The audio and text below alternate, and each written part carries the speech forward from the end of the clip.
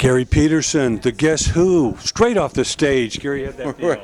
Right off the stage, it was great. I mean, Southern California, yeah, one of the greatest rock markets in the world. yeah, and we recorded part of our career. We did a few albums. Oh, did you? At RCA Studios on Ivar Street. Oh my right, gosh, right what across, a famous building. Right across from Martini. Yeah, well, because Elvis used to. Elvis, the Stones. Yeah, but he used to rehearse his Vegas show in Studio A, and we'd be recording in Studio B. So. Any run-ins with the Big E? Well, no, that's pretty. We knew he was in there, and it was like when you're recording rock, it's kind of an inspiration to know that he's in the next studio there. Yeah. Yeah. So. We call him the first rock star. I mean, he changed everything. Yeah. He was the designated one. Yeah. But the RCA building, that was some hallowed halls back in the day on Sunset Boulevard. Yeah, we had a lot of fun there, and did I think around 4 albums there. Well, now right across the street, that's Amoeba Records. That's the number one record store in America. Right across the street from it. Do they still have record store? It's It's coming back now. Oh, they're booming. Yeah. Well, they got CDs, DVDs, vinyl, cassettes, 45s. Well, that's why we put a vinyl out. When we were designing this cover. We were doing a video of Haunted in Vegas, and somebody took that still. That's actually us playing on. Is that the video? Yeah, it's the video. Yeah. When I on saw the railroad tracks or something. Yeah. Well, it's an or is old. It the neon? It's it's a train museum. Okay. And so they had all these old trains. And Nigel Dick, who did it, he's a pretty famous videographer.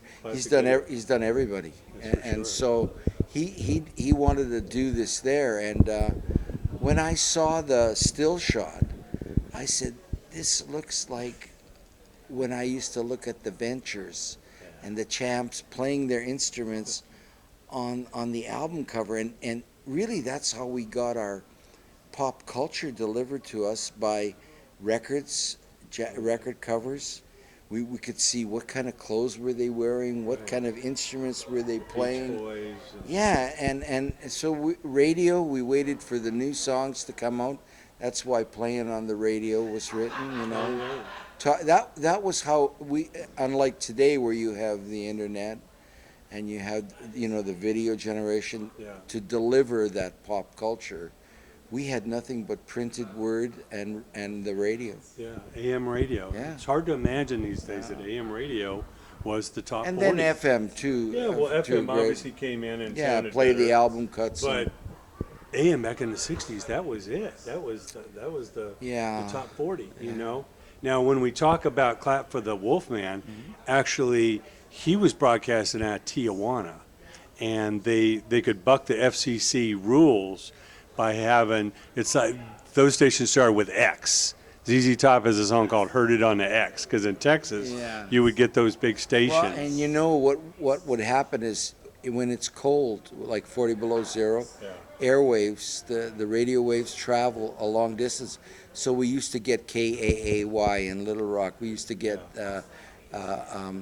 Dick Biondi in Chicago. We used to get Cousin Brucey and Don Imus in New York City. And we listened to all these guys playing all these records. And, it was like late at night when we're supposed to be sleeping, right? I used to spend summers up in the mountains in Montana near like Yellowstone Park. And it was like mining for gold. We'd go out there with the big radio at night, and I swear I would get Wolfman. And if he wasn't coming from Tijuana, it was some syndicated show. Yeah, they had 100,000 watt Oh my gosh. stations. It was like over 1,000, 1,500 miles away, you know, and it was booming. But that was the era. Yeah. Tell us again the genesis of that song. Why did Well, you do the Wolfman again, song? as I said, we listened to all these guys. They were like idols for us, and we were doing a jam at rehearsal, and we were calling it "Clap for Napoleon," which was just a silly, thing. And then Burton heard it and said, "Why don't we, Wolfman is let's do that." Because, I mean, was Midnight Special already on there? Yeah, oh yeah. Okay. So, you know, as I said, these guys were like stars Oh, they to were rock us. stars. And so he went on tour with us, and he would introduce the band on stage, and then he would come on and actually do, because that's him on the record. So he was just within the set. He wasn't like the opening act. Or No, anything? no, Okay. he just came on and did that one song, What? and yeah, that was it. That was it. It was So he's great. backstage partying the whole time, waiting Yeah. for his one cue. That's it, yeah. Well, he also introduced the band, Okay. just before we started. So. Well, like I say, I used to have an office at Hollywood and Vine, right by the Capitol Tower, Mm-hmm. and Wolfman's offices were on the first floor. Yeah, and he And- ended up in North Carolina. He died there, Is that and right? that's where I am now. So. Well, he'd come walking out of his office, and you'd swear it was a rock star. Oh, I mean, gosh. people would be Oh, yeah, above he- in photos and autographs. Yeah, I he mean, was well known, both obviously the sound of his voice, Oh, yeah.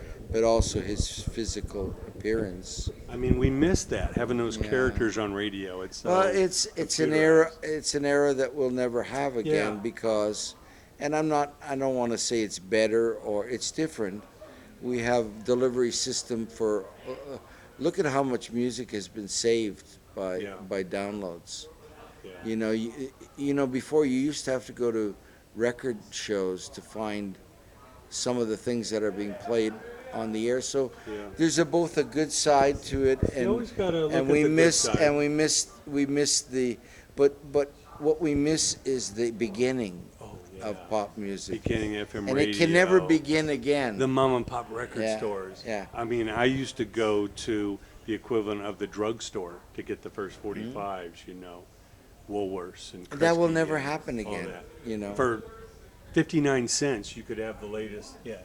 And that's why we did this album, because we wanted to take people back to that era, I call it the golden era of rock and pop music. And for those people that lived through it, it's a nostalgic trip back. But also when we do autograph things at some of our shows, young kids will come up and say, "Man, I wish I lived then," So this is kind of for them, the whole package that we designed. And I was telling someone just backstage here a little while ago, I read a review of the album from Belgium, and the guy said, "Finally, a return to rock and roll," which is, I thought, wow, what a great phrase that is. Yeah. And that's so it was nice that, and I'm not saying this is not going to take over the world or anything, but it was nice that people are seeing The spirit. what we're doing, what we're trying to do, Yeah.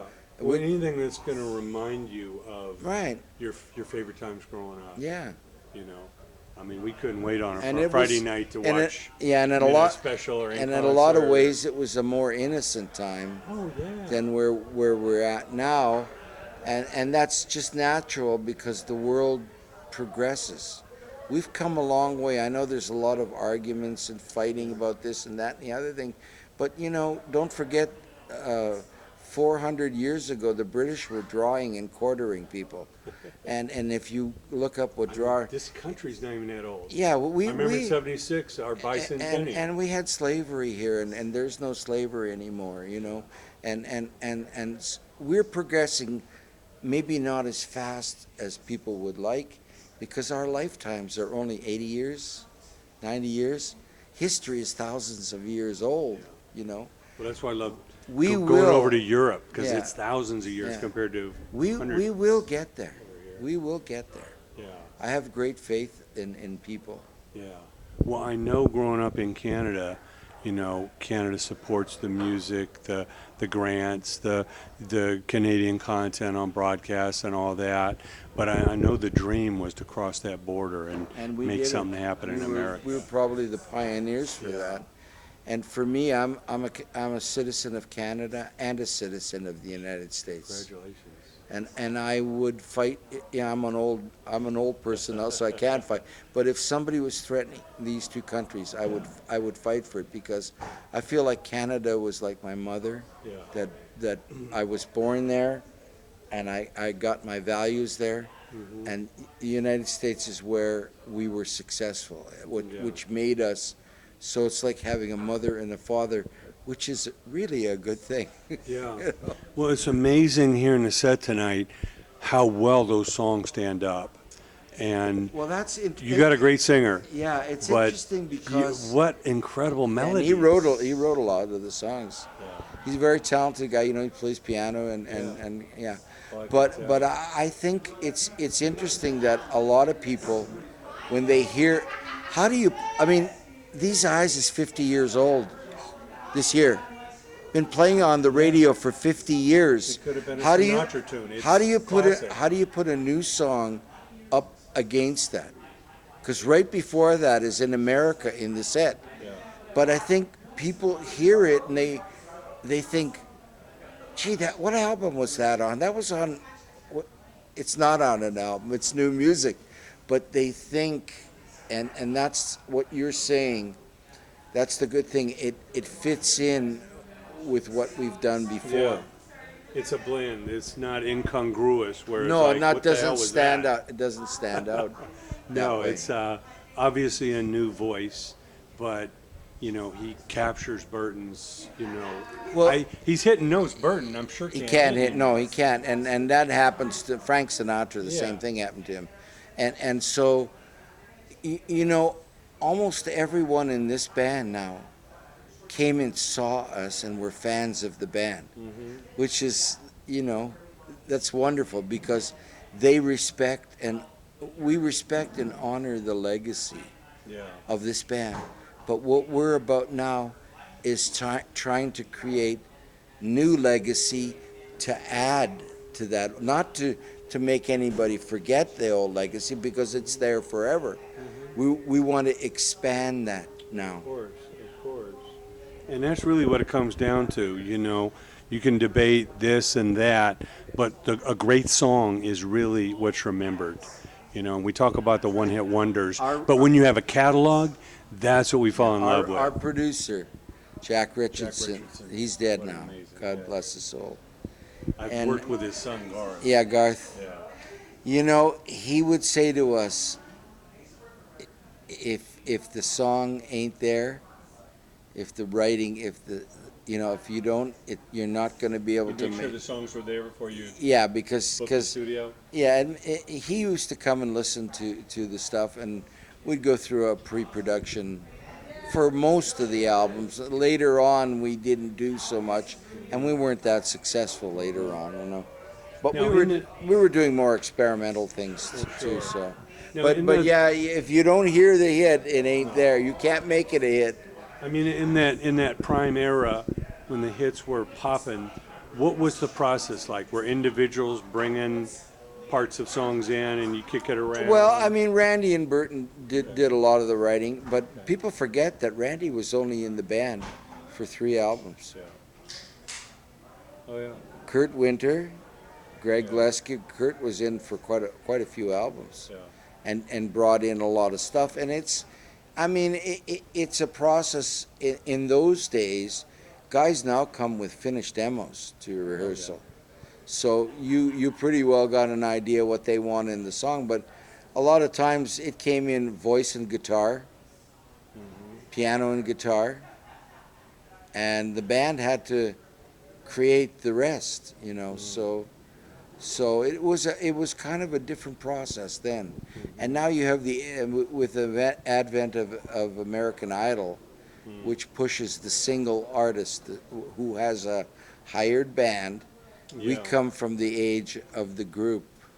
Well, that's it. I mean, It's a whole different kind of an approach. so much started in the 60s, but I always relish the 70s as the greatest era for music because not only with the advent of FM radio, but the artists were left to do what they did best. And the diversity, you went from a Led Zeppelin to a Santana to a Sly and the Family I'll tell you, Stone. And if you listen, These Eyes, No Time, Undone, American Woman. Those are so many different bags. yeah, One band. yeah, So we're kind of like a mini Beatles in a way, yeah.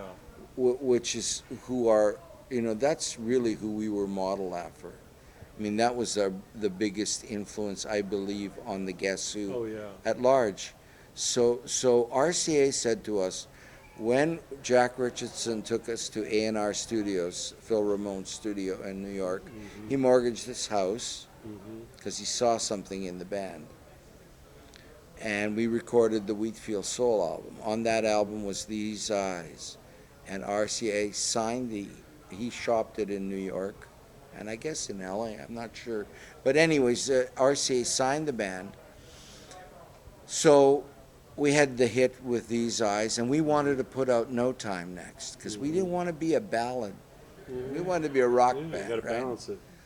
But they said, no, give us another one like that, and then after that you can do whatever you want. So we gave them Laughing, and we put Undone. Well, not only did we had a double-sided charted record that not many bands have had. Yeah.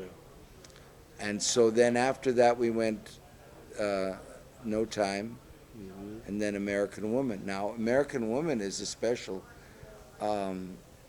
record, too, because the B-side is No Sugar Tonight, another double-sided hit, but this time double-sided charted #1 at the same time. Back to back. There's only Elvis, the Beatles, the Rolling Stones, and the Guess Who that have ever done that. I think. It's a nice company to be in. Well, I don't presume to be in that, but it's kind of a neat achievement to be able to say that happened to us. I mean, their status is like stratosphere, and But I mean, the exciting thing is, as a kid, like I say, for 50, 60 cents, you could have 2 great songs. Well, in today's day, they would say that's bad marketing. Oh, yeah. Because people Don't give it away. Yeah, if you're going to have Sell it twice. Yeah, make it hit #1 twice, right? So it's funny. Cutting into your own profits. Yeah, exactly. They're Yeah. getting 2 for 1, 2 #1s for 1. So. Now, being some young Canadian boys, first time you came to Hollywood, what was that like? Of course, the RCA building, Sunset Boulevard, the palm trees, the models. I mean, what was that experience like? We had already been in New York, so which is another kind of. It's metropolitan, but different than But LA. it's different. But it's got that wow. There's only one Hollywood. Yeah, but there's only one New York too. Oh, yeah. Yeah, I mean, so what I'm saying is, not trying to compare either. I probably would have said at the time, and still said, I was more comfortable in Hollywood than New York. But we were just learning. We were just starting to tour. I think when we came to do American Bandstand, Dick Clark gave us our first, and I have the picture of him presenting the first gold These Eyes to us. Do you remember the studio? Was that over in East Hollywood or wherever he Burbank was or- in 1969? Yeah. I can't remember, but you see the curtain with the ABC, the way American Bandstand was, American and Bandstand? so we were just starting to tour, and starting to see all the places that were sung about in songs, and we were just learning. Any stories about meeting Dick Clark? Anything he said to you guys? Not that I remember. Okay. I mean, it was mostly. It's a whirlwind. Yeah, you go on. bam. Yeah, but he was very nice to us, Yeah. and was very respectful that we had, come from Canada, and that there weren't that many artists outside of Paul Anka and the Diamonds, and that was it. So, at the time, it was an inspiration for us for sure. Yeah, super legacy. Well, I know again the addition of Rudy Sarzo has really helped the band, and we all love Rudy. It's his hometown right here, and he's played with the awesome bands, Ozzy Osbourne and Whitesnake and Dio and everybody. But I remember when Rudy told me he was in the band, he said, this is the soundtrack of my life. He said these songs, Well, that's what I was saying before, that most of the guys in the band now, at one time or another were fans and came to see the band as budding musicians Yeah. in concert. They came to see this band, right? Mm-hmm. And so now here they are in the band, right? Yeah. So that's kind of that's an experience I didn't have because I've been here for 56 years. So, you know, I'm once they once they once you're in, you can never get out. Well, yeah, I know he's a great secret weapon, and Yeah, people he's a love to great guy. interview him. And he's got the stories, and then he says, And "Well, for guess what? I'm in the Guess Who now." yeah, and for a drummer, a bass player is really Oh important. yeah. And He's a serious guy. yeah, and he's Super easy going, but musically, He is- he's right on it. and his work ethic and craft on his instrument are like no one I've ever seen. So Yeah, yeah. for me, I mean, I might be considered a lazy type artist because I started playing when I was 2 years old. That was 1947. So I've played all my life, and practicing drums is not one of the most pleasant things in the world. You need people to play with, Yeah. So, but my practicing was actually playing. Yeah. Doing a lot of, playing. I've been playing drums now for 71 years. Well, all that you've seen and gone through, what are some of the tips? What are some of the things you can impart on these young artists, young musicians? Well- Because so many of them have misconceptions about, Well, it's about really loving what you do. I mean, I would probably, in order to play, I would play for nothing. If that's all I could do. But I mean, whatever level you reach as a musician, be the best you can be. If you're a Holiday Inn lounge group, be the best one in the world. If you're a wedding band, be the best wedding band in the world. Yeah. But the fact is, you can always. I mean, if you can become president of the United States, you can become a rock star. You just have to keep doing it. I mean, I remember one time we hawked an amplifier, or our amplifiers, to go and do a recording session, and then got them back later after we made some more money, right? You do what's ever available, and it's like building a house. You Yeah. build it from the foundation up, and kids today have such access Oh, yeah. to become You can go on great. YouTube and find I mean, there's thousands of kids that videos are such how to great play musicians today. I mean, you compare them with, but it still takes the one thing that you can't get instantly is experience, Yeah. and that is a time trip. They have shorter attention spans, so it takes a special dedication to really Yeah, I mean, earn your stripes. yeah, and to there's no substitute for experience. That's really what I'm saying. I mean, you could be technically the greatest player, but you got to know when to hold them and when to fold them, kind of thing. And I said this the other day to the guys in the band, I said, I hope I can play a little bit longer because I'm just learning to be a good rock drummer. And that's what I believe. Yeah. So Well, we love it, Gary. We can't thank you enough Well, for thank you. keeping the legacy of these songs alive. We know there's people in bars Well, covering it's these been a- songs all day long, it's but been coming an- from one of the original members, it's so important to keep these alive. it's kind of been an easy and fun job. Traveling is the hard part, And, Yeah, and you so- wish you could teleport to the next town, Yeah. I'm sure.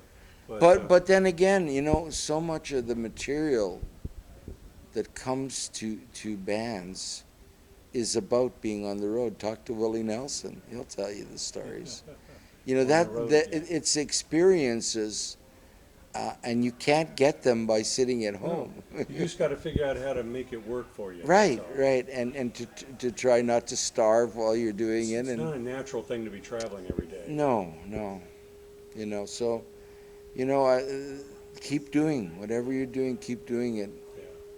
Because we always thought we would like to make it onto American Bandstand and onto the television and have hit records, and we kept doing what we did over and over and over again, and one day we had a hit record. It really wasn't that simple, but it was that simple. you know. Yeah, well, you kept it going, and the catalog speaks for itself. And I just want to, in closing, remind you, I was the one that interviewed you a couple months back on the phone, and I was the person that inducted you, guess who, into the IES honors this year, and Rudy came out to Yeah, accept I've got that the honor. award right here. Oh, I'm that's taking it home now. fantastic. Well, I just wanted to Yeah. connect the dots. That Thank was you me that very put that much. together. Yeah, And we inducted you right there alongside of Led Zeppelin and AC/DC and Yeah. Michael Jackson this Yeah. year at the IES honors. So Thank you so much. it was our pleasure. Gary, we can't wait to see you keep on coming around, and I can't wait to do the next album already. let's tell everybody, go see the Guess Who. Check the website, and please And the support Facebook. this band. Yeah, Facebook, make and all comments. that. Yeah. We always need feedback from the fans because it's sort of like Wile E. Coyote, you know. Let's hold this album cover up. yeah. Show them the beauty of what we're talking about. The future is what it used to be. There we go. There's Will, Dee, Rudy, Leonard, Derek. and the man right there, Derek and Gary. To Guess Who's back. It's this, like I said, this takes you back to a different, that old era, you know. Yeah. Love it. Yeah, those were the days. You'd put the album on. You wouldn't think of taking the album off until it played all the way through. No. And you just dazed at the pictures and the credits, who engineered it, where'd they record it, Yeah. you know. And it was amazing watching some of these producers become superstars in their own right. And hats off to Jack Richardson and his son, and who carries on his legacy, and all the great producers out there. Yeah, man. Yeah. There you go. Thanks again, Gary. Thank you. My pleasure.